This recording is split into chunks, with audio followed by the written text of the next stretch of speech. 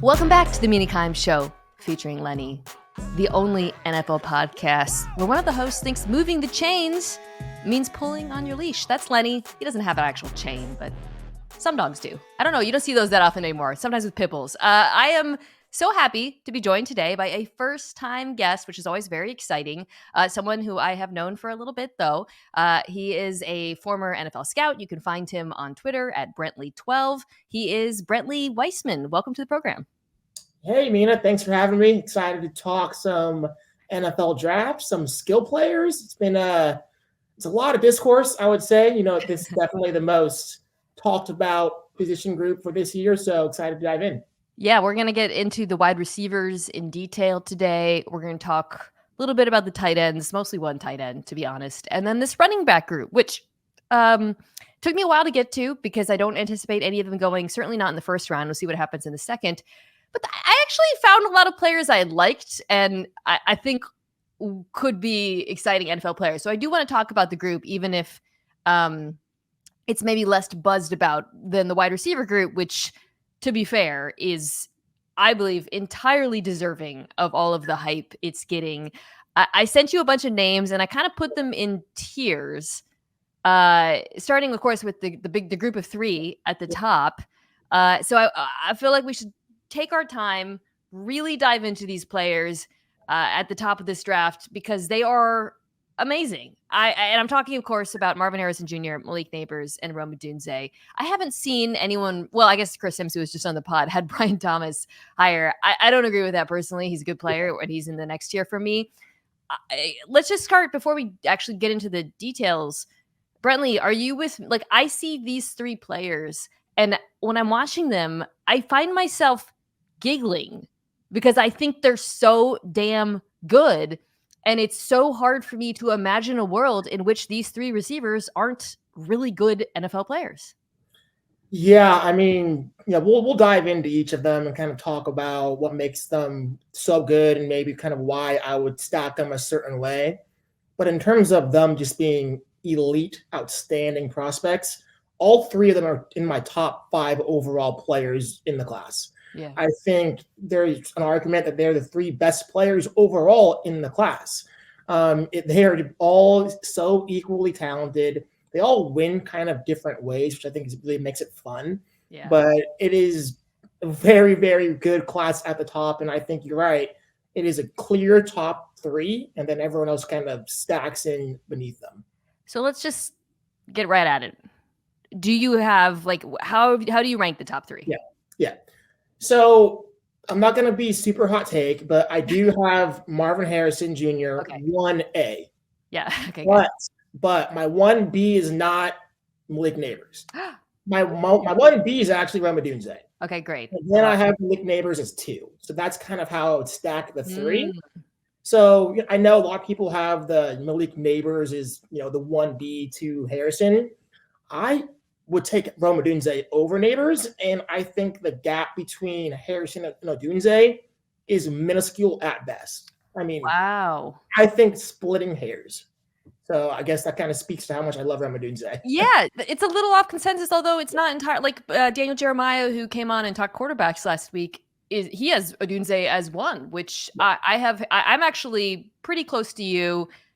It's such a cop-out. I am Harrison 1, but then I have the other 2 at A and B, and my answer is, this is an extremely cop-out answer. If you ever don't want to rank things or give comps or takes in the draft, you just say, it really depends on the team and their fit and the need. But I really feel that way about it. It's true. It's true. It's true, especially with these receivers, because as you said, they win in different ways. They all win. And Odunze is just such a remarkable talent. I view him... I mean, I'm a UW fan. You're an Oregon fan. I won't hold that against you, although I will if you try to argue that Bucky Irving's the best running back in the class. I might have to push. Let's wait to that moment. We'll wait till we get to Franklin as well. But I mean, Odunze, watching him, the thing I kept saying over and over is I don't see a world in which he doesn't succeed in the NFL. I think he's one of the highest floor prospects I've ever seen. Now I feel that way also about Harrison Jr. So we should probably start with him because that's where it sounds like we both have him as wide receiver 1, which is not everybody agrees right now. As you said, there are people who are just really drawn to the speed of Nabers. And I get it, especially watching the league right now where you see teams like Miami where speed kills and you're just able to completely manipulate the way defenses play you if you have a player with that kind of game-changing speed and creation after the catch. But real quick on Harrison Jr., last couple of years, second in yards per route run, probably second most catches versus man coverage, no drops on deep balls. I mean, he's unbelievable. He's really good at just about everything. I think that's what strikes me the most watching him, Brentley, is he just looks like he's been in the NFL for 5 years. Like all the little things he does, the way he attacks defenses, the way he sets up DBs, the way he wins at the line of scrimmage, the leaping, the way the adjustments he makes for inaccurate balls, the little push-offs at the top of his route. I mean, he's just so advanced. It's really striking. It's the rare moment where an elite physical talent also is coupled with outstanding and just special nuance of the game. It's the little subtleties with the subtle hand push, the heading body fakes, the ability to have the late hands when attacking the football. It's those things that really separate and make him an impossible cover. And I think with Harrison, it's the issue of right now, he has been touted that number one generational receiver since going back to his sophomore year. And I think we're at the period where we're just looking for holes. We're looking for holes because ultimately there is no perfect prospect. And so he didn't work out at the combine. And so now we want to question, okay, well, maybe he's not really that elite top 5 caliber athlete. I think he actually is. I went back in preparation for the podcast and really kind of wanted to see some of his deep targets to see if I can get a feel of, okay, how fast is Harrison? He's fast. I hate it when people talk about it like he's not fast. He's so fast. Sorry. I keep thinking, this guy is fast. Especially at his height. Fast. Yeah. He is fast. He can win down the field. Once he opens up his stride, he is eating up grass. Now, is he Malik Nabers from the 0 to 10, the 0 to 15 yards? No, he's not. And that's totally fine. But when he's able to open up his stride, get it going, corners have a hard time running with him. Yeah. And for me, it's he can run full speed, but always be under controlled. Always be under controlled. And he is such a fluid athlete for a player of his size. He's running full speed, putting stress on the corner because, again, he does have the speed that you have to respect it. And he's able to stop on a dime. Stop on a dime, work his way back to the football and comebacks, break inside on 10-yard ends. He is just a really, really hard cover. And then the issue with Harrison is even if you are able to run stride for stride with him, his hands. He's big, he's strong, he's able to win the catch point. He's just always open even when he's covered. And so he is a really unique talent in the sense that he has NFL bloodlines. He has the production. He has the athleticism. I don't want to call him a can't-miss player, but if there are going to be can't-miss players, he is in that tier. Yeah, I mean, I think one thing that separates him from Nabers to me is he's scheme-proof. He's like, you could drop him into literally any NFL offense, and he is, the prototypical X receiver that you build in a lab. Whereas Nabers, first of all, I mean, Nabers actually, the speed at his size is unbelievable, and we'll talk about it a little bit more. But I view him more as, I mentioned Miami. If you put him in the right offense, it is like pouring gasoline on a fire. Like it is, you could have just the best offense in the NFL. I believe that. However, he's not scheme proof. I don't think he is. I think he does require I don't think he requires the right situation to succeed. I think he'll have success wherever he goes, but to really hit that ceiling, I think you need certain, you have to optimize him because of his skill set. It's possible that he can beat press coverage. You don't really see it. You didn't have to at LSU. And that's another area where Nabers shines is just, I think I mentioned at the top, the second most catches, or the first downs, pardon me, versus man coverage in the league. Everything, any question you have is answered on the tape from him. The releases, can he beat press? Can he beat man? Can he beat elite? How does he stack up against elite corners, your DeJeans, whatever, guys who've been drafted? No, Nabers also in the SEC played some pretty elite defenses. I don't want to say that he's unique that way, but I just don't really have any questions. I don't know. The only thing is and even yards after the catch, that's what I was going to say. It's pretty good. That's the one area, if we are going to try to just dig, and I mean really, really dig and nitpick on a one hole for Harrison, is I don't think he's the most dynamic player after the catch. Yeah. And I would say, Odunze, I think that's where, to me, it's the separators. I think Odunze is better than him after the catch. Really? I do. I think Odunze is a little stronger after the catch and a little more just short area quickness with the ball in his hands. I think Harrison, though, if he's able to catch the ball in stride, he is such a smooth and just natural runner that there is no wasted steps. Once, some receivers, when they go to catch the ball, they stop running or they pause because they're kind of fighting it. Harrison is just very natural, be able to pluck it, and mid-stride he's going. And so while I do think, he isn't that elusive, make you miss in the open field, probably not as strong to break a bunch of tackles, I think he is, once he's able to get the ball in his hands, he can go, just because he's so smooth and just everything he does is so fluid. Yeah, I think for me versus Odunze with Harrison Jr., it's what he does before the catch that kind of separates him. I mean, he's just such a gorgeous route runner. It's crazy. It's like teach tape. Whereas Rome isn't quite as refined. Different things were asked of him in the Washington offense, which is also part of the reason why he didn't have as much production after the catch, by the way. It's so much, hey, just Rome, win this 50-50 ball outside the numbers, which is great because he's amazing at it, and that's what you should be doing. But, I think in the NFL, both of these guys will play similar roles in the offenses that they're drafted into. And I think I trust Harrison earlier on, certainly, to be a guy you can count on to win every route, to have a complete route tree, to get open very quickly. Whereas Odunze, he's going to have to win with his hands and his physicality a bit earlier on. And good news, his hands and his physicality are freaking unreal.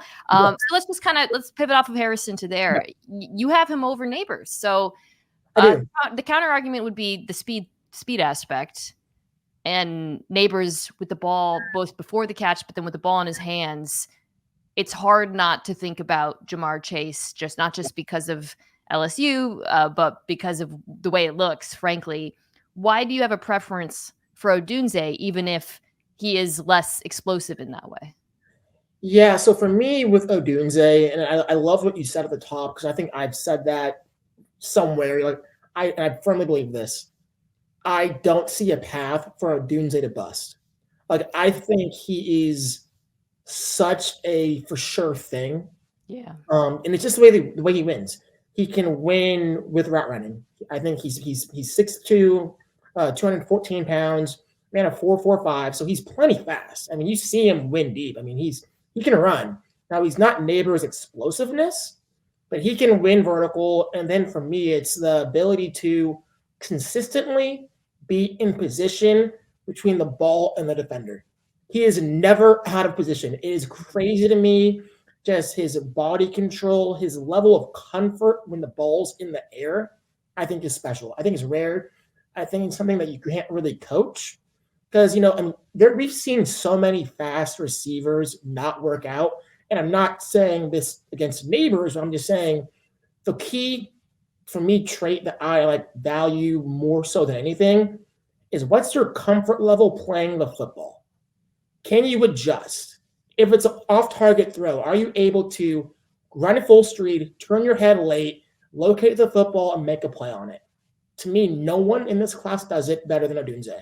I think that's what separates Davante Adams. Davante Adams, to me, he isn't, and I think that's the comp. I think the comp is Adams and Odunze. Yeah. And if I recall, Adams didn't run the fastest 40. I think he was a 4.5 guy coming out of Fresno State.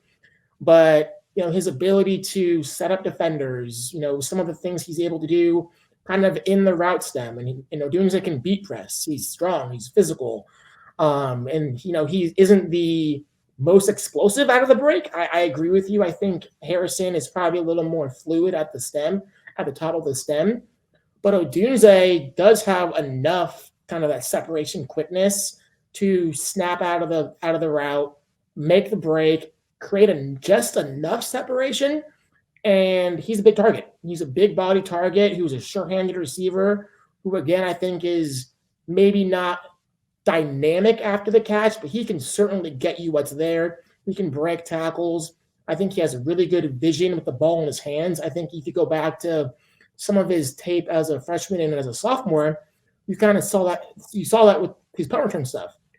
He was asked to return punts, and he was really successful. And I think he's just a very instinctual player with the ball in his hands. To me, I think he has no weaknesses. Like, he is so good at everything he does. I think whoever drafts him is going to get an immediate 1,000-yard, 9-touchdown receiver from day one. They won't do this, I believe. And increasingly, I think everything coming out of the Chargers, do you work for, right? The Chargers, right? Yes, I worked for the Chargers back in 17 through 19. Okay. So the Chargers are picking a 5. Yeah. I think they're going to take all, honestly, or trade down. Yeah. But as you're talking about Odunze, God, it would be a nice fit with Justin Herbert. Like, everybody always wants to give Justin Herbert the explosive downfield weapon, Nabers, because he's got the cannon. But, like, I've watched a lot of Justin Herbert, and he can make those throws. He wants to get first downs. And sometimes, honestly, that's probably the thing I find most frustrating about him at times. Yeah. With Allen gone, to me, that's the biggest hole on this offense. And I just can imagine, and not that they're different players in a way, but I just can so easily imagine Odunze pairing so well with him and being so productive immediately. He would be, I'm not going to say Pro Bowl just because there's so many other talented receivers in the conference, but an immediate number one. Defense have the game plan. This is the offense can go through Odunze. Yeah. The offense can go through Marvin Harrison Jr. And we're kind of going to Nabers now. I don't know if Nabers in this juncture, in this moment right now, can really be the focal point for a passing offense. I think if you put Nabers in the Chargers offense, yes, he's going to be great, on goal balls and slants and posts, like 100%. But in terms of lining him up out wide and asking him to, beat press coverage consistently on third down, really be able to get open via double coverage, I don't know if he's there quite yet. I think there's a lot of refinement for Nabers in terms of some of the things he is as a route runner. In terms of his ball tracking ability, I don't think is quite up to snuff in comparison as the other two. Whereas I think is Odunze and Harrison, like, those are surefire X receivers. Yeah. Day one, they can really be high target players, and that's why I kind of have it stacked the way I do. I hear you, but damn that speed. I just want to give him his flowers briefly. 100%. And it's not just, we're talking about Nabers. It's obviously not just straight line speed if you watch the tape. What is so remarkable about his speed, two things. One, he's not a wispy fella. Like, he has size. Kind of, he's bigger. Actually, is he? I'm trying to figure out. He might be smaller than Waddle, but a little taller. Yeah, he's a little lighter than Waddle. I think he's 6. I think Nabers just under 200 pounds. So he's a thick, okay. Big, he is at his speed. That density and size, and it shows up. He does not get pushed around on the field. Line of scrimmage is a different story, but again, you alluded to this. Over half the time he was in the slot. got a lot of free releases. To me, that's more of a question mark than I don't think he can do it. For sure. But that speed at that size, and then the way he gets in and out of his cuts without decelerating at all, like the way his speed just builds and builds as he runs routes is so freaking cool. It's Chase like, it's very unique. And so I think like he might not be scheme proof in the same way. And I think he'll be good no matter where. But if he lands with the right quarterback in the right offense with the right receiver next to him, it's going to be blouses. Now, my question would be, well, what is that? Because when you're looking at the top of the draft, we're talking, unless there's a trade up, we're talking Arizona, we're talking the Chargers. Giants, potentially. Yeah. There's not like an awesome destination, in my opinion. Like, there's not like, I'm like, oh, this is perfect, this is great. Like, if the Chargers still had Keenan Allen, I think I would be like, oh, great, like, absolutely. But one place, Mina, I would say, and I doubt he falls that far, just because I think the NFL, and from the people I've talked to, people love Nabers. Let me just say that. Yes. People love Nabers. I think it's the kind of Tyreek Hill effect where he truly is that game-breaking player where if I was an advanced scout, I go to my defensive coordinator, hey, like, he could kill us. This guy could truly change the game. Whereas, Odunze, like, you're not going to be – Odunze can go off for 8 to 160, but the Nabers is 4 for 220. That's really going to kill you, right? But I think the Atlanta Falcons could be really interesting if Nabers fits. Because you mentioned sicko stuff. Yeah. You mentioned the Kyle Shanahan kind of offense, the way things that Mike McDaniel's doing, and I think Atlanta's new offensive coordinator, Zach Robinson. Yeah, he comes from that scheme, and you already have Drake London, you have Kyle Pitts. The one thing they're missing is pure speed. Yeah, and we know Kirk Cousins. He gets made fun of as check down Kirk, yada yada yada. He can air the football. He can throw deep pretty well. And so I think that would be a great fit. Keep Nabers in the South and let him cook. I just don't know if he's going to be there. To your point. I think he's going to go early just because that speed is so alluring, and so many teams around the NFL have watched Miami and just been so envious of. I mean, the same thing you saw versus LSU. We're talking about Thomas Jr. in a second, but because of Nabers, it's similar to Miami. You can't play single high. You just can't. Like, you will because you have to, but it's so gosh darn dangerous to do it against him because your chances of getting cooked are so high. And from the perspective of an offensive coordinator, knowing that when you draft one player, you can affect the way defenses have to play you and the same way Miami did, that's just so tantalizing. Now, the other two players we're talking about, I think that creates very different problems because defensive coordinators also go in being like, oh my God, which cornerback do we sacrifice to, Marvin Harrison Jr. or whatever. But it's the speed is just so appealing. I think, I guess to sum it up, Brentley, these three could go. I think Harrison Jr. should be one, but I won't be mad at any team that takes any of them. Like, I'll get it. What I think is interesting, though, is I do view I believe there's a pretty significant drop off to the next tier. Yeah. Most people have Thomas Jr. is very widely seen as kind of like, he's like the JJ McCarthy of the receivers in this class. And then AD Mitchell it's kind of rising. That was one where I liked him so much during the season. And then now that he's been rising, it's kind of like validated my feelings. How do you view those two players? And do you think that there's any other receiver? We'll go into the players in detail. How do you view them, though, in order? And do you think there's any other receivers that belong in the same tier? Yeah, so for your first part of your question, I do have AD Mitchell above Brian Thomas. Really? Okay. I'm not – I'll dive into it. I'm not the biggest Let's get into it.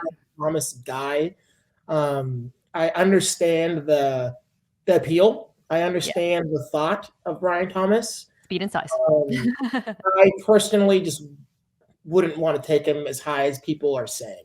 I mean, you see him in mocks now top 15 on average. That's very popular, I would say, at this point in time. And I think that's a little rich. Before I kind of dive into why I like either one, Keon Coleman is a guy I do think deserves to be in that tier. I know it's taboo to like Keon Coleman now, I guess, apparently, but I still really do like Keon Coleman. I'd actually have him, call me crazy, I think he's actually wide receiver 4 for me. That's probably my hottest take of the pod, but that's a hot take. I do think Keon Coleman deserves to be in that tier.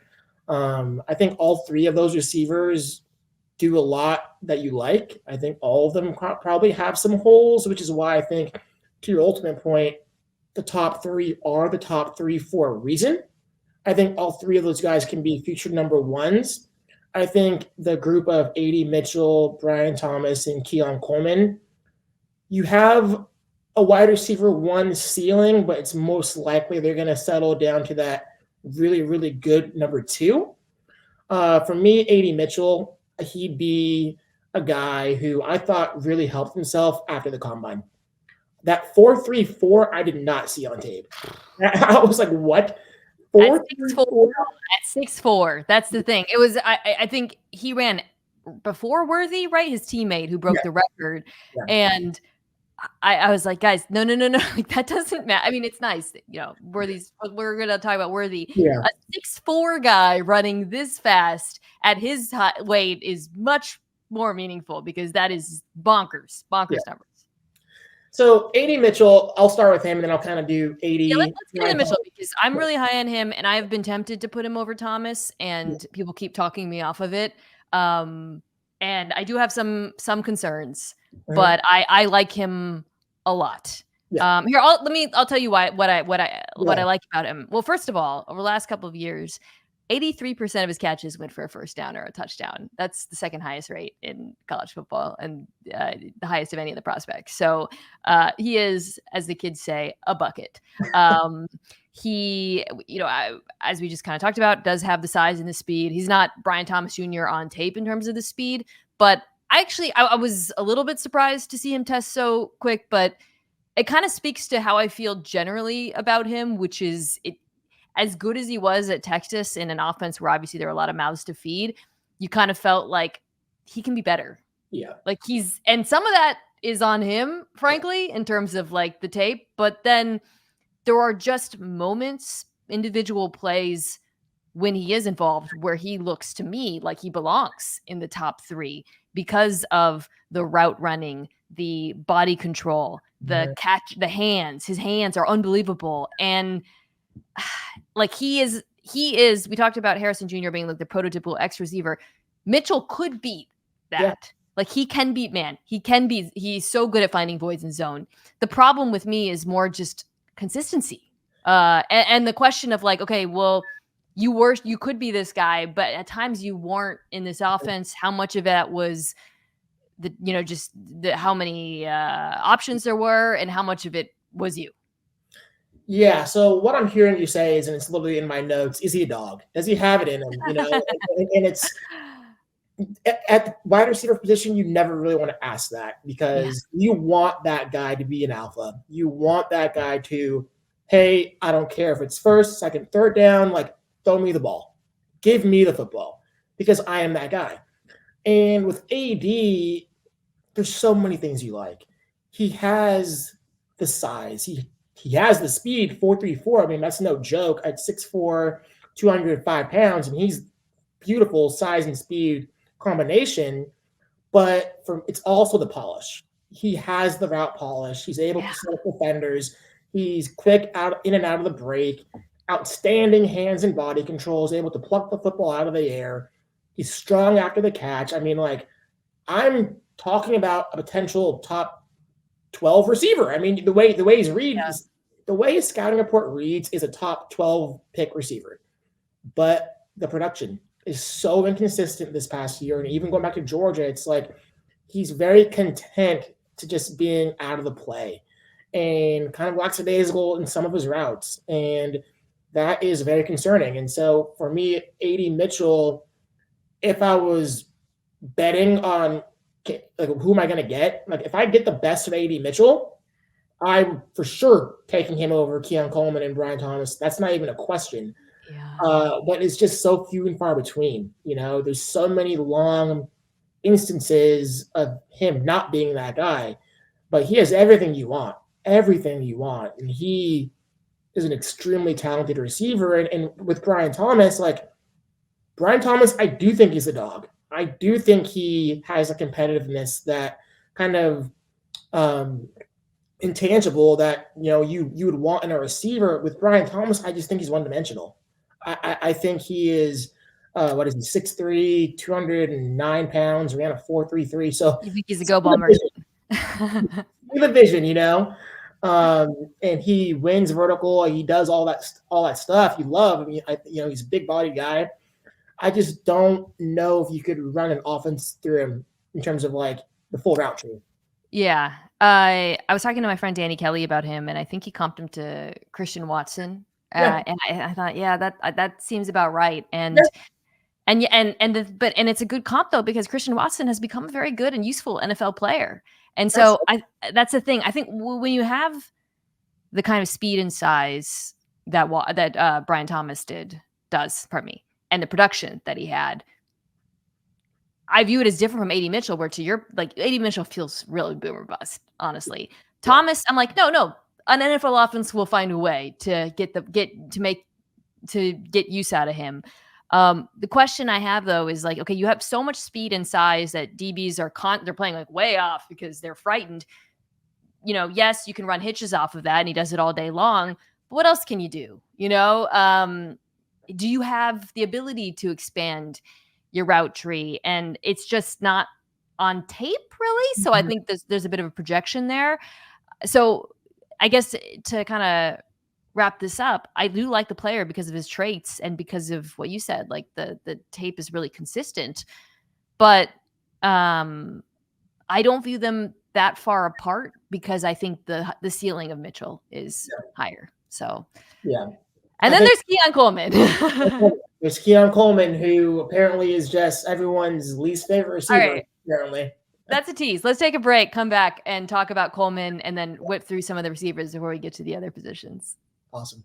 Why should you bet with Caesars Sportsbook? 2 words: Caesars Rewards. Every bet brings you closer to the types of benefits only Caesars can offer: hotel stays, VIP experiences, sports and concert tickets, and more.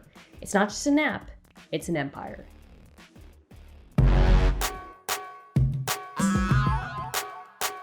Okay, we're back. So the group of receivers that we're going to whip through are Coleman, we talked about, Troy Franklin, who I actually have above Keon Coleman, Ladd, my beloved Ladd, the Xaviers, well, really quick, Roman Wilson. I want to talk about Roman Wilson. And then maybe briefly Polk and Pearsall. We'll see.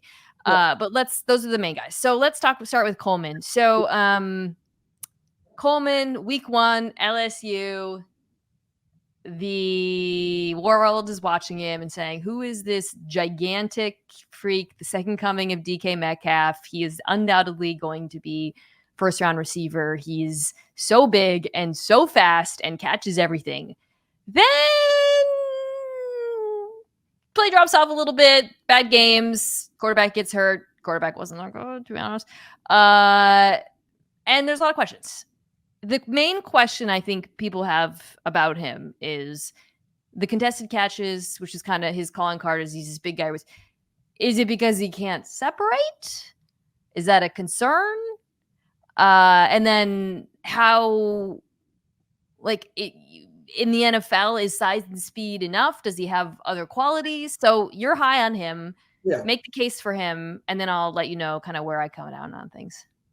Yeah, so with Keon Coleman, the thing that really people don't like about him is the 4.64, the 4.61 40. He isn't the fastest receiver, and we know that.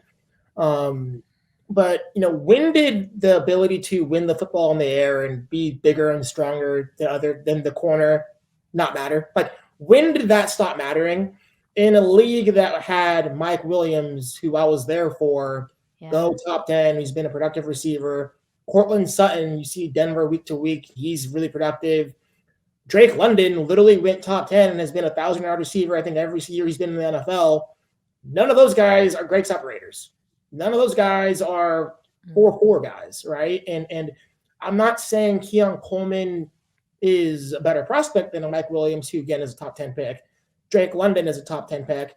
But you can't tell me that Keon Coleman isn't, at the very least, 80% of those guys. And if that's the case, why am I seeing him not even in the first round? Like that's where I think I'm not fully understanding, because on tape, I think Keon Coleman is actually pretty fluid for a guy his size. You are able to see him get in and out of breaks. Yeah. Now, does he have that, really kind of quick snap? Maybe not. But I don't think he's a stiff athlete by any means. I think he's really physical at the catch point. Some of the stuff he's able to do, winning the ball in the air, the strong hands, the acrobatic catches, all outstanding. You see him on punt return, for gosh sake. This is a 6'3", 212-pound receiver on punt return, making tacklers miss. Like, I think he's really underrated with the ball in his hands, actually. Again, that's not going to be something that people ask him to do at the NFL level, but it's on tape, and I guess where I really am with Keon Coleman is, why does he have to be a big slot? Like, who is making this the rule?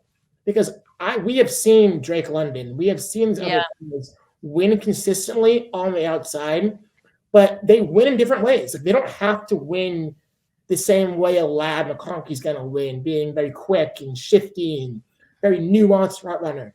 They win with body positioning and being stronger through the stem and being able to win the ball in the air. Like, it's okay if it looks different than some of the other receivers. Yeah. And I think that's when you kind of lose it with Coleman, if that makes sense. He looks bigger than 6'3". I'll start there on tape. So that's interesting. I'm with you. I think that it's kind of like a philosophical question, and that's why you started that way, which I think is astute, which is strength, size, and contested catch ability. Is that undervalued relative to just like raw speed, right? Like, this draft is interesting because actually, I guess him versus Franklin is a pretty good. That is kind of the debate, because they're about as far apart as you can get. I prefer Franklin, I think, just because of the route running ability. But I do think that the traits are so special, it is probably worth it for some team to take a bet on it and hope that with better quarterback play and coaching, you can get him to refine who he is as a route runner at the next level. I mean, I mentioned DK Metcalf, and DK Metcalf is different because, he's different in a lot of ways. He's probably a little more similar to Leggett than Coleman, actually, as a prospect. But, coming out, the question was like, well, okay, how many routes can this guy really run? Obviously, the lateral agility testing was terrible. And he learned how to run routes in the NFL. Honestly, this is such an underrated part of DK Metcalf's game, is like every year he has gotten better as a route runner. It's not even just like the technique, it's his spatial awareness, how he sets up defenders, the way he gets open versus zone in particular. And I think that it's totally plausible that Coleman can do all those things. And why not bet on it, knowing that he's so goddamn big and strong? That said, I still have Franklin over him. So just to kind of move to him really quickly, so I have a lot of concerns about the physique. He's very thin. And which is funny, because when I was watching Oregon, and I've watched a lot of Oregon, obviously, because so many prospects, I think I found myself drawn more to Tez, who is even smaller, but is, I think, a really cool player. Yeah, he's going to be awesome next year. We won't talk about him. But he is 6'3", 185-ish. Yeah, that's small. And it shows up. It shows up on tape. He can get pushed around. But he, to me, is already... It is a funny contrast with Coleman. Very polished. Yeah. Just so good at getting open. So good with the ball in his hands. He's creative. He's just smart. So I I look at the success in recent years, last couple of years, of slight receivers coming into the NFL. I think of guys like Olave and Addison, who are both better prospects, but I do feel like maybe that's less of a concern for me than it was in past years. Yeah, so I'm obviously Oregon guy, so I've watched every single snap of Troy Franklin over the past 3 years, and it's very refreshing, I would say, kind of hearing you acknowledge the polish that Franklin does have. I think it's so easy to watch Franklin's tape, or maybe people are just watching the highlights and come away with him just being a vertical threat, him just being the Taquan Thornton of the world, who are just kind of longer receivers who win primarily vertically. And yes, like Franklin is a great vertical receiver, but he is an outstanding route runner. His ability to get in and out of breaks, he's very smooth and efficient in his movement skills, and he's very cerebral. He's very good at finding open space in zone, and he's very good at just the nuances of setting up defenders and attacking leverage and using his hands. Like, he does all those things at a really high level that I think has really gotten kind of lost in the evaluation process of Franklin. The one thing about Franklin that I struggle with is the size and the physicality. He has some flashes of being able to win in 50-50 situations. I think it was against UCLA in 2022. He has 2 just moss kind of catches going above and beyond the corner. But at the same time, he's 175, 180 pounds, and corners are going to be able to put him in the dirt if they get hands on him, right? And so I think he is a bit of a tough evaluation. I do think the recent success of Devontae Smith, of Addison, of Chris Olave, Garrett Wilson even, these are all receivers under 180 almost, I think. Yeah. And they all have come into the league and have success. And I think a lot of it is because offensive coordinators are smart.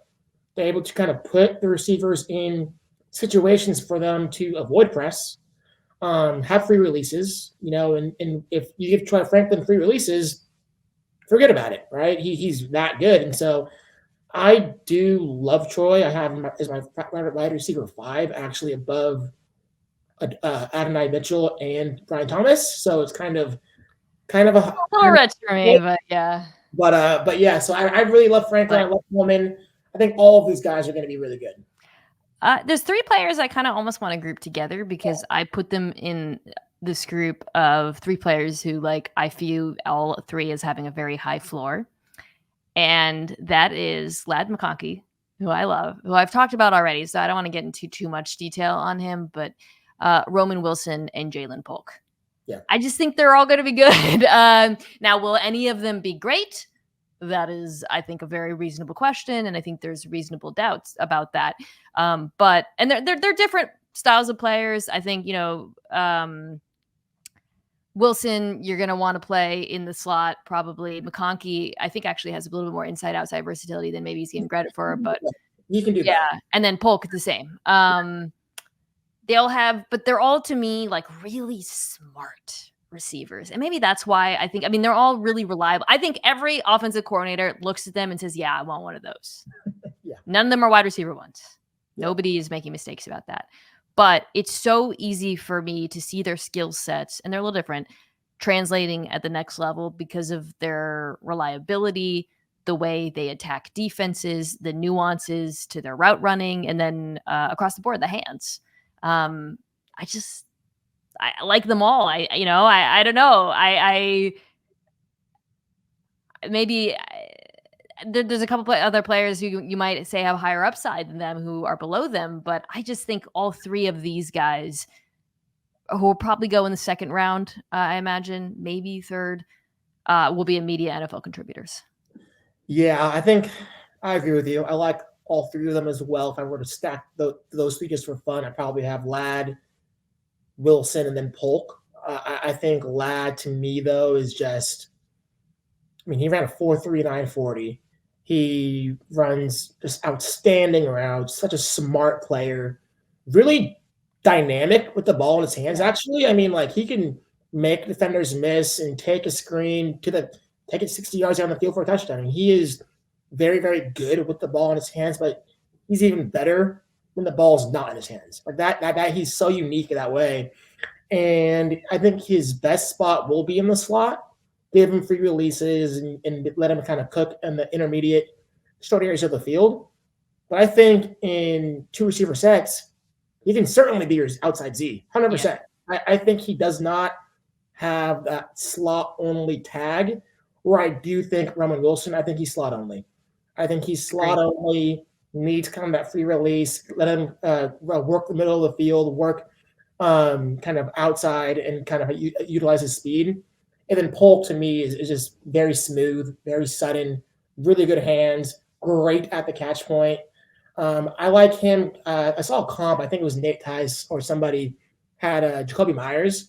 I love that. That one keeps coming up. Yeah, I just did a podcast where they asked me about Jacoby Myers. I was like, yeah, I can see that. It's funny, right? Because Adams and Myers in Los, because I brought this up with if Penix Jr. was to go to Vegas, he'd basically be playing with like the NFL version of his college receivers in Myers and Adams. But yeah, it's a good comp because I mean he catches everything, man. I mean Polk catches everything. Like how can that guy not succeed? Catching the football is the most important. So you gotta catch the ball. So. Well, and all three of those guys can. And then I'll add Ricky Parasol from Florida. I think he's tough. He's in that tier for me as well.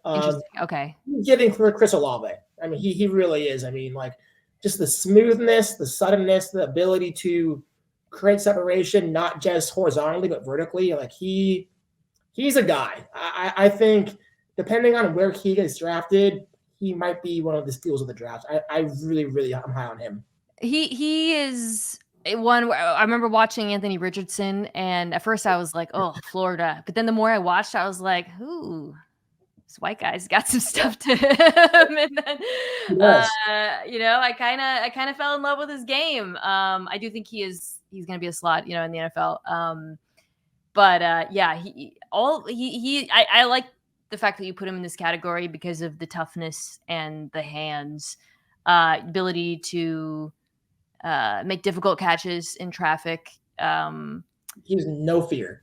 No, yeah, he is tough. I have him. I've seen all four of the ones we've been talking about, by the way, in different orders, and I really think it's going to come down to which attributes the team that's taking them is looking for.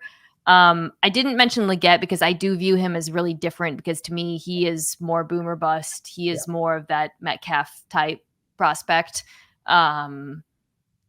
Just, I mean, what is he? Let me see. 6'3", 227, enormous. Yeah. And, similar to DK, he was just kind of vertical only in college.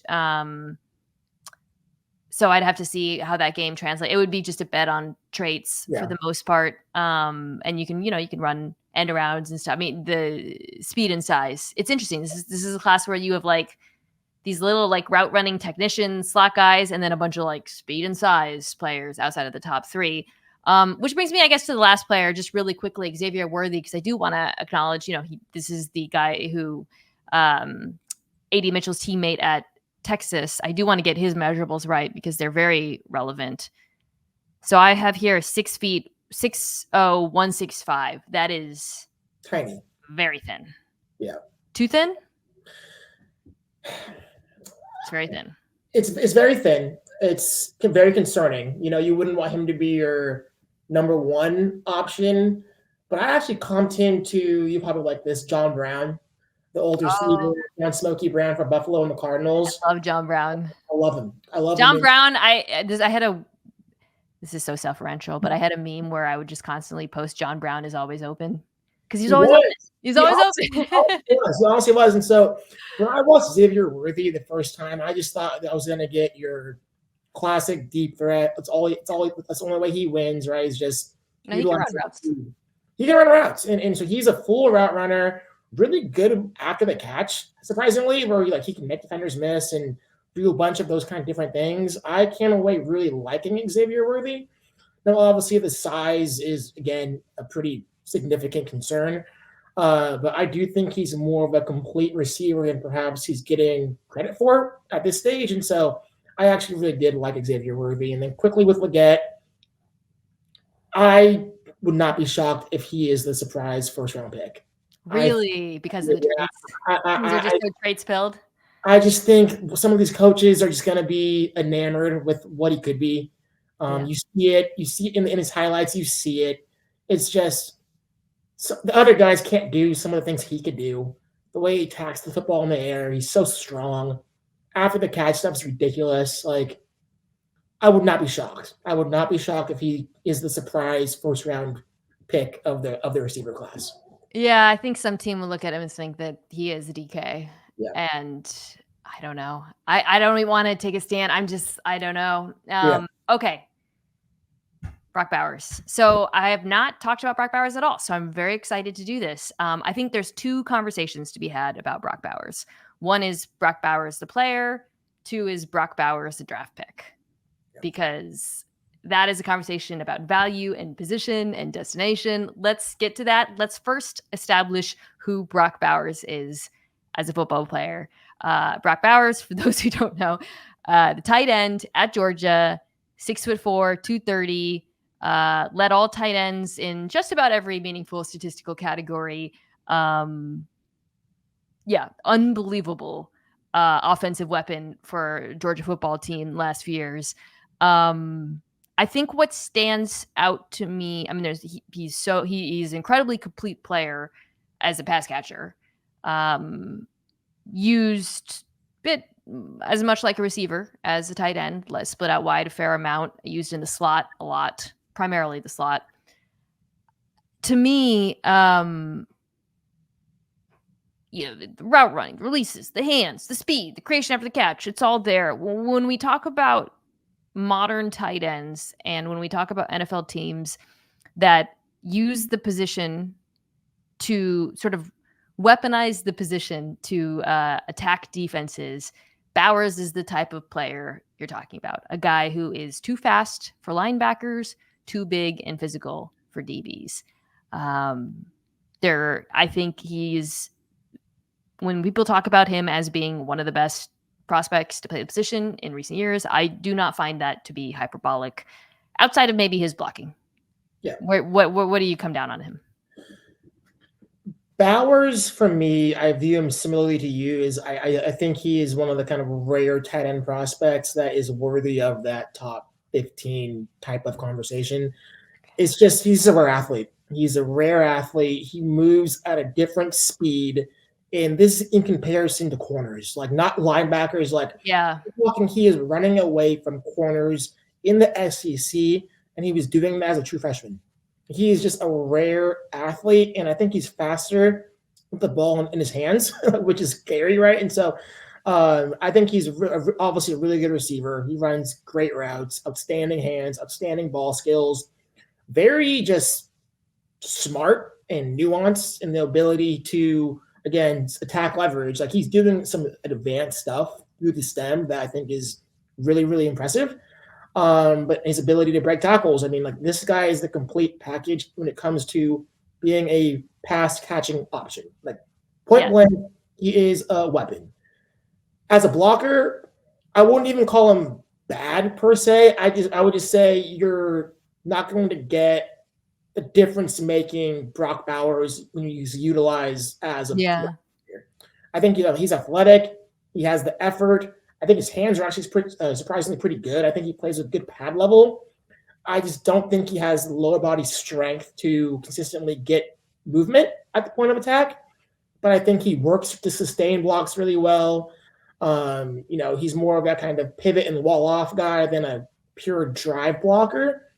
But if you're drafting Brock Bowers, you're not going to want to play him as a traditional inline wide tight end. Like, that's wasting Brock Bowers. Yeah. Well, I guess that brings me to the comp question, because this is something that I've struggled with a little bit. I see Kittle, and that doesn't really, I guess, as a pass catcher, certainly not as a blocker. As a pass catcher, there's some of that there. The thing I do love about him is he both forces missed tackles and breaks tackles at an unbelievably high level, which it's that combination that's so unique. I think he is both elusive and physical at the same time. And he seems to actually, and this is, I guess, where the Kittle comp comes in.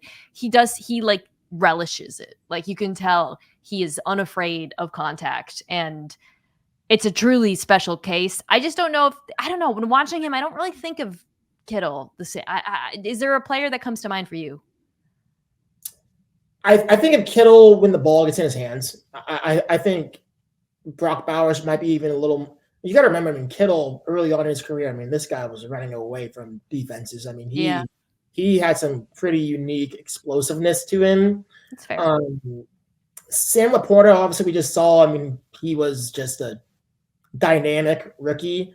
I think Brock's probably better athlete, just more explosive. But I think in terms of the route running stuff, the hands, the body control, Laporta and him have some similarities, but Brock is just he's such a unique body type. Like, not the biggest, kind of broad shoulders, but more of like a narrow kind of a waist and legs, where like crazy long arms.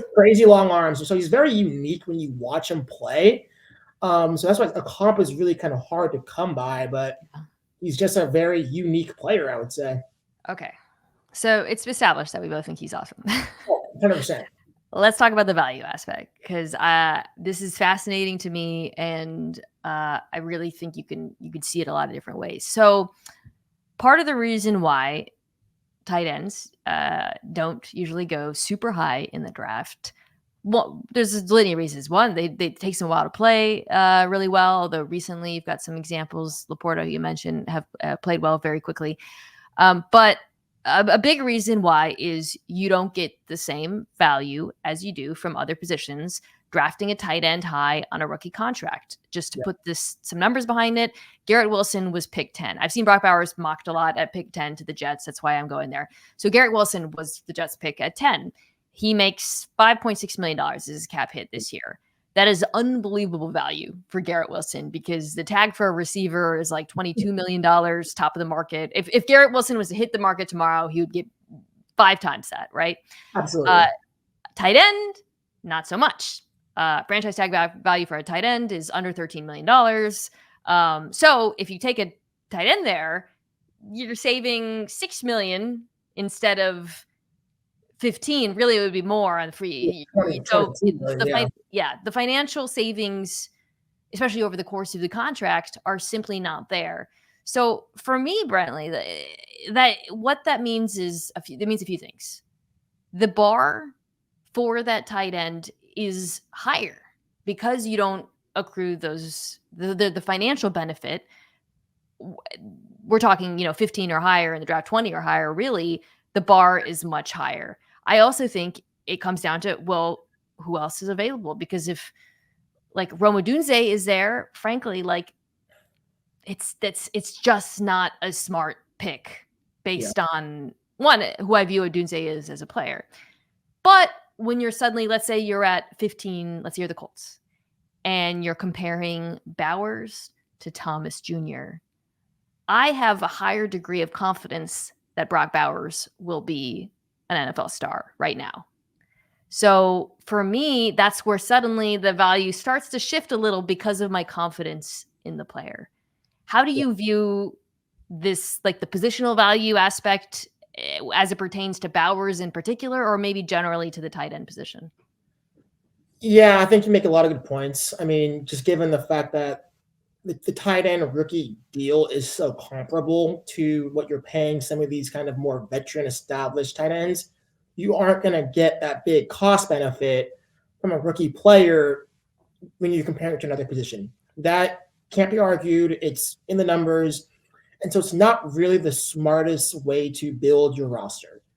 With that said, if you truly do value Brock Bowers as a top 10 pick, a player in this class, and if I was a betting man, I think all 32 teams would say Brock Bowers is a top 10 prospect in this class. I think that's probably pretty unanimous. There are some conversations where it's how close are we to winning? Is a tight end going to be like Brock Bowers? Can they put us over the hump? I think of the Bengals. I know this is, I think they're pick 19. Like 18, if somehow, if Brock Bowers was able to fall to them, my God, the dream. You make that pick without a second thought. But if you are the Jets, and you probably do need another receiver outside of Garrett Wilson, but yes, you need a tight end. And if it truly came down to, hey, we love Odunze, but we love Bowers equally, you'd have to go with the receiver for the reasons you already pointed out. You'd have to go with the receiver. Now, if it came down to example again, your example, the Colts at 15, and it was A.D. Mitchell, who you have a mid to late first on, and then Brock Bowers, who you have a top 5 grade on, you probably would go to Brock Bowers even and acknowledge hey, this is not great value-wise from the cap and dollars allocated to the player, but we value this guy so much higher in terms of what he can be for our offense. You're willing to kind of make that bet. It's going to be one of the more fascinating stories of the first round, to be honest, because it's like he could go top 10 or he could fall into the 20. It's so unique.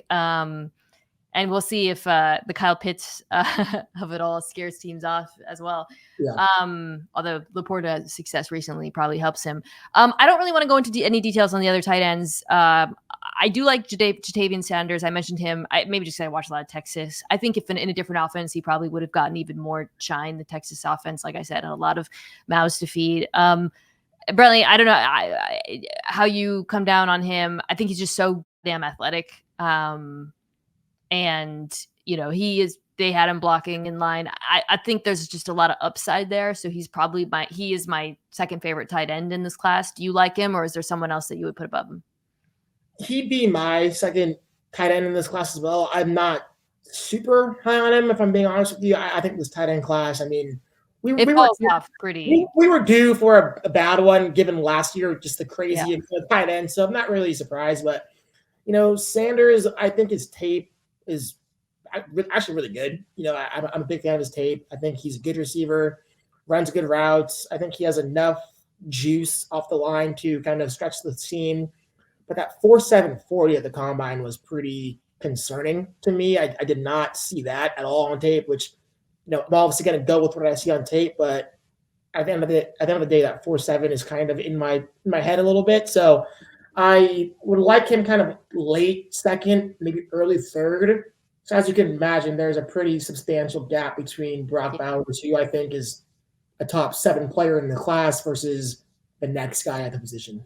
Yeah, I see it similarly.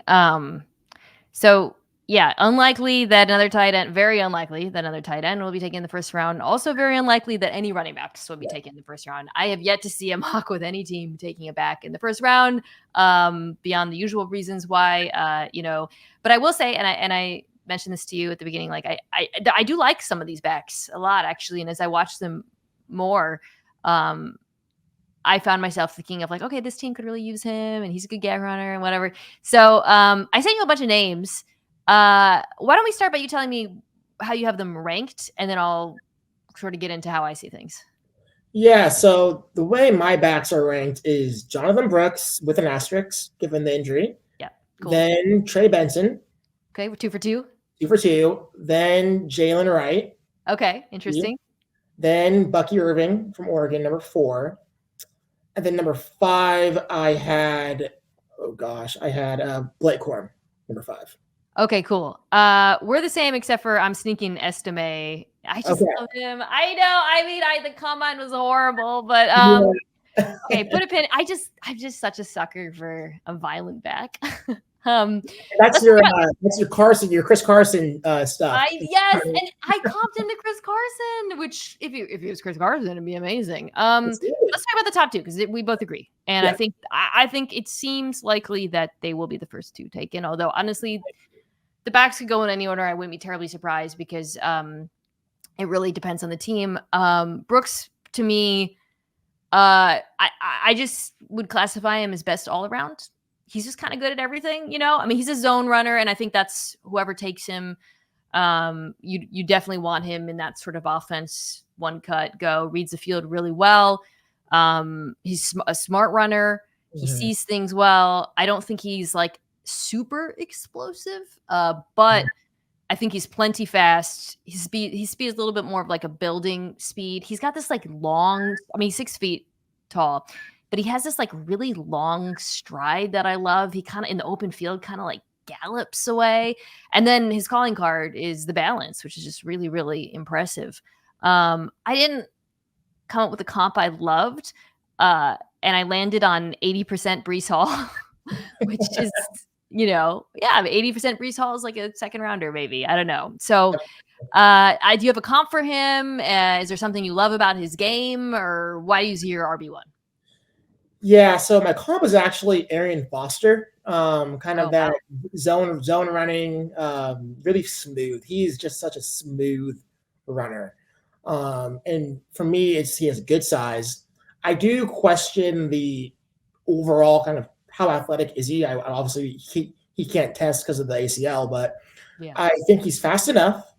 I think he has really good short area quickness. Some of the things he's able to do when the play is not perfectly blocked up, you see his ability to stop on a dime, quickly make a cut left or right, depending on the gap or the hole, and quickly kind of just shoot through it. I think his ability to get you out of trouble for a bigger back, the foot quickness, the balance, the coordination, just the kind of innate feel to maneuver and always just find the hole is what separates himself from Trey Benson, who is more explosive and kind of has that home run hitting ability, which naturally floor versus ceiling for me with these two. I'm a sucker for. Yeah. But I think Brooks is just a more instinctive and natural runner.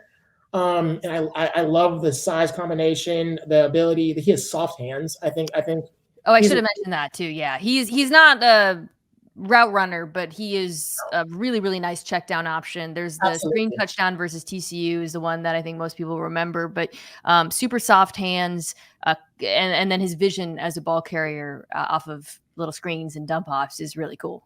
He may not ever be the guy who is ripping off 40, 50-yard chunk runs like a Benson might, but you would feel really, really good if he is your starting running back next year or moving forward. So Benson, yeah, I guess I higher ceiling, lower floor is how I would describe him. Yeah. Although, we kind of glazed over. Brooks did tear his ACL in November, so I don't know when I think he said he would be ready by camp. I've heard maybe later, but you're drafting him knowing that. So that is another factor that will probably affect his draft position. So Benson is just more explosive. Mm-hmm. He is a home run hitter. For me, I think also like he could probably play in either type of scheme. I think he's probably a little bit more of a gap back. I think though, there's just a lot. Some of the tape's kind of frustrating for me. Sometimes he just doesn't see the hole, or he waits too long, or but I think with the right offense, with the right coaching, he could probably be the better player. This is how I would say it. If you had an offensive line full of Zach Martins and just a great offensive line, I'd probably want Benson in the two. I think Benson's home run hitting ability, his ability to put his foot in the ground and go, his ability to kind of run through arm tackles when he's bursting through the line. Powerful, man. Powerful too. He's very densely built, runs with a good kind of pad level and lower center of gravity. I like a lot of him, but when it's not blocked up perfectly, he doesn't have the wiggle. He doesn't have the kind of short area quickness and lateral agility to create something out of nothing. And that's where I think Brooks does have that, where, again, like if I had a perfectly guaranteed offensive line, hey, like we're going to always block it up and it's going to be pretty and it's going to have a wide hole. Give me Benson all day long. But as we know, that's not always the case. And so you need to have somebody who, hey, if the hole's not there, make something happen. And I don't know if Benson has that just flexibility and the looseness to create, right? And I think Brooks does. So Corum and Irving, I think will probably be seen in that same tier or compared to each other large part because of size. I actually don't know which one is tall. I think Irving might be a little bit taller than Irving's taller. I think Corum has him by like 10 pounds. For me, it's really just kind of what do you need? I know I said I joked about that being a cop-out, but it's really true for running back position. And it's especially true because Corum is much more run between the tackles, power back. And Irving is very interesting. I think he's going to be pretty divisive, frankly. But he gives you the pass catching upside. I mean, would you say he's the best pass catching back of, the first 3 round guys in the class? Ooh. Like the New Hampshire kid who I have not watched, Dylan Lobby. I haven't watched. He has a lot of fans. I do think Marshawn Lloyd, who was another guy from USC, if we were to lump him in the mix, actually I do think that's probably the top 6, right? I think he is pretty good in terms of his receiving ability. Like you actually see him running routes. Oregon didn't utilize Bucky as like, hey, let's line him in the slot and let him run routes.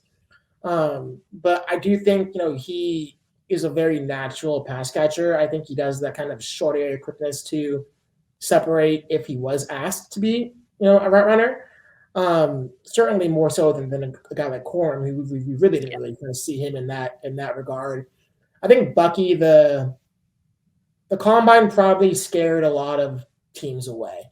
I would say. I think, I never thought he'd be a 4.4 guy. You don't really see that on tape. There's times where he gets caught from the back, but the 29-inch vertical, that was something to me. I was really surprised because you see the explosiveness in the cuts, the ability to make defenders miss. I mean, like he can stop on a dime, reverse field, and the defensive player is still like stuck in the ground. Like his ability to change direction, I thought was the best in this class. And so for him to not at least show some level of explosiveness in the testing, I was shocked. And so I think there's some questions there. And then, the size for Bucky, because he is 180 pounds. I think he weighed in at the combine 190. I'm not looking at the precedent is pretty small for players that size in the NFL. I think I might be a little bit higher on him than consensus. And as you were talking about it, I had all these flashbacks of Washington playing Oregon and me just screaming, tackle that little effort. And I was thinking like, it's almost like a game recognized game in the way that you might be a little higher on Odunze because he killed you so much. I might be higher on Irving watching him as a UW fan and be like, God, somebody tackle that. Oopa Loopa. I know. That's exactly right. And like he's so elusive. He's so elusive. And I don't know, me and you had a funny exchange in the season when I comped him to Alvin Kamara. I was obviously very caught up in the I was caught up in what I was watching, but like the contact balance for a guy his size is pretty remarkable. I mean, he breaks so many tackles in which like you think a player his size simply wouldn't. Like you think he could knock backwards, but he consistently stays on his feet. And it's going to be, I would not be shocked if he does get drafted a lot later than maybe me and you think, just given the size and the testing. The testing. I think Estime will fall because of the combine, because he had a horrible combine too. I love Estime in the 5th round. My goodness. I mean, that's the thing about these guys is like, if you can get like Estime, I've seen compared to Gus Edwards, similar running style. If you can get him later like that, he's amazing value. And I think he, a lot of these players, it really just depends on if you can get any of them, in 4th, 5th, and whatever. I love it. I think with Brooks and Benson being at the top. So, I would not be surprised if, as much as maligned as this class is, 3 or 4 of these guys end up being like good starting running backs in the NFL. Would not be surprised at all. It reminds me of the Breece Hall, Kenneth Walker class where like none of them went 1st round, but I think like 3 or 4 went 2nd round, and they're all pretty good starters. Like, I think that could be maybe not 2nd round for this class, maybe like bottom 2nd, early 3. But then we're going to look back this time next year and be like, we have 3 starters and 4 other good players in a committee. Hey, I'll take it. Yeah. Question for me is how high the Cowboys take it back. We'll see. Brentley, this was so much fun. I really enjoyed your rankings consensus and otherwise. Some good hot takes and a lot of agreement. I will be curious to see where all these guys land. You can hear about them every week. We're doing these mock drafts, and I'm sure you guys are familiar with some of these names, particularly the wide receivers, and obviously from that. But yeah, for just to remind folks, you guys can follow Brentley on Twitter, X at Brentley12. And I'll have to have you back on sometime. Anytime, maybe we can do a little preview of UW Oregon next year. Oh my goodness, I don't want to. Hopefully it's not 0-4, because if it is, just forget about me. I'm already dreading next year, based on the amount of UW players you've heard us talking about. Guys, thank you as always for tuning in. This is on ESPN2 on Thursday, so you can check that out. It's also on YouTube at youtube.com/@Mina Kimes. Do not forget to subscribe, rate, and review, and listen to the show on Amazon Music or wherever you get your pods.